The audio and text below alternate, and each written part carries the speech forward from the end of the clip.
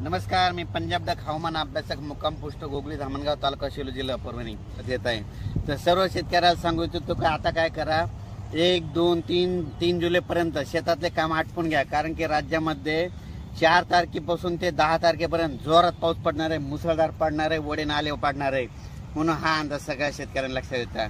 एकंदरीत परिस्थिती बघितली तर राज्यामध्ये आपण सांगितलं होतं की 27, 28, 29 ला सगळीकडे चांगला पाऊस पडेल, म्हणून सगळीकडे राज्यात पाऊस चांगला झाला। आता सर्व शेतकऱ्याला सांगू इच्छितो की राज्यामध्ये आता जवळपास 1, 2, 3 दरम्यान भाग बदलत पाऊस पडणार आहे। आता सरी येणारा सरी पावसाच्या सुरुवात होणार आहे, म्हणून ह्या 3 दिवसामध्ये लक्षात घ्या। म्हणजे 1 जुलै, 2 जुलै, 3 आणि 4 जुलैपर्यंत राज्यामध्ये आता सरीचा पाऊस येणार आहे, म्हणून हा अंदाज लक्षात घ्या।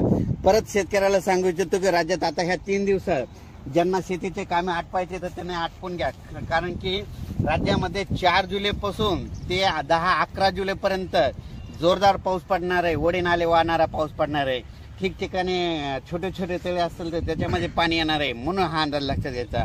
एकंदरीत परिस्थिती बघायची झाली तर राज्यामध्ये म्हणजे सध्या आता एकदम पाऊस एकदम बंद होणारच नाही, चालूच राहणार आहे, म्हणून हा अंदाज सर्व शेतकऱ्यांना लक्षात घ्यायचा।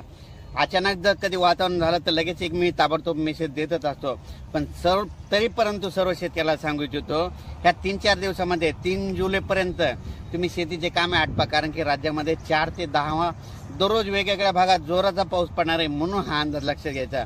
आणि योगायोगाने अंदाज सांगू इच्छितो की राज्यामध्ये काय झालं की ज्या वर्षी पुरेपूर पाऊस येतो त्या वर्षी नगर जिल्ह्याला जास्त पाऊस पडतो, बीड जिल्ह्याला जास्त पडतो, सोलापूर जिल्ह्याला जास्त पडतो, लातूर जिल्ह्याला पडतो, सातारा, सांगली, कोल्हापूर तिकडे जास्त पडतो, विदर्भात जास्त पडतो, पूर्व विदर्भात जास्त पडतो, मराठवाड्यात जास्त पडतो, उत्तर महाराष्ट्रात जास्त पडतो, म्हणून हा अंदाज सर्व शेतकऱ्यांना लक्षात घ्यायचा। आणि योगायोगाने यावर्षी पुरेपूर मान्सून आलेला आहे, म्हणून पुरेपूर पाऊस आलाय, त्याच्यामुळे यावर्षी चांगला पाऊस राज्यात पडणार आहे, म्हणून हा अंदाज लक्षात घ्यायचा।